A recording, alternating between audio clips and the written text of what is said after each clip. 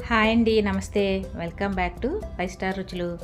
ఈరోజు మన రెసిపీ వచ్చేసి పండుమిరపకాయ పచ్చడి అండి. చాలా చాలా టేస్టీగా ఉంటుంది. ఈజీగా ప్రిపేర్ చేసుకోవచ్చు. అన్నంలోకైనా, దోశల్లోకైనా, ఇడ్లీలోకైనా చాలా చాలా టేస్టీగా ఉంటుంది.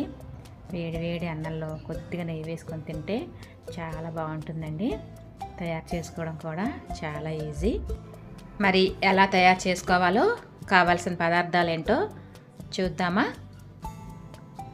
ముందుగా ఇలా పండుమిరపకాయలు ఒక 1/2 కేజీ తీసుకొని నీట్గా తుడుచుకున్న తర్వాత తొడిమలన్నీ తీసుకొని ఉంచుకోవాలండి.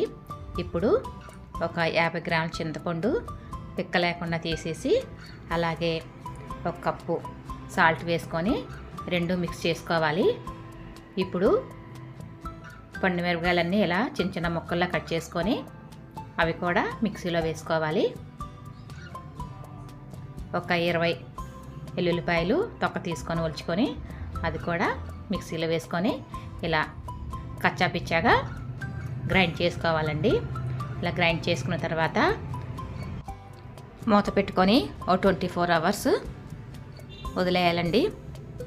ఇప్పుడు స్టవ్ మీద ఒక ప్యాన్ పెట్టుకొని 1 స్పూన్ ఆవాలు, 1/2 టేబుల్ స్పూన్ మెంతులు దోరగా వేపుకొని చల్లారిన తర్వాత ఇలా మిక్సీలో గ్రైండ్ చేసుకోవాలి. ఇప్పుడు 24 అవర్స్ అయిన తర్వాత మూత తీసుకొని చూసుకుంటే చూసారా ఎలా ఉందో చిక్కగా. ఇప్పుడు ఆ గ్రైండ్ చేసుకున్న మెంతి పౌడరు, 1 టేబుల్ స్పూన్ పసుపు వేసుకొని కలుపుకోవాలి. ఉప్పు సరిపోతే ఇప్పుడే వేసుకోవచ్చండి. నాకు కరెక్ట్గా సరిపోయింది. ఇలా కలుపుకొని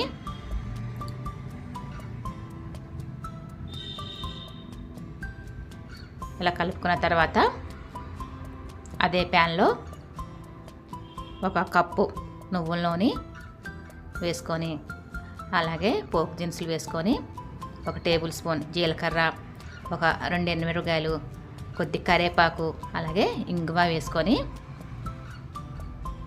తాలింపు వేసుకోవాలి. పచ్చళ్ళలోకి ఎప్పుడైనా సరే పప్పు నూనె టేస్టీగా ఉంటుందండి. పోపు అంతా చల్లగా అయిపోయిన తర్వాత ఇలా పచ్చళ్ళలో కలిపేసుకోవడమే. అంతేనండి, టేస్టీ టేస్టీ పండుమిరపకాయ పచ్చడి రెడీ అయిపోయింది. వేడి వేడి అన్నంలో కొద్దిగా నెయ్యి వేసుకొని తిన్నారంటే చాలా చాలా టేస్టీగా ఉంటుంది.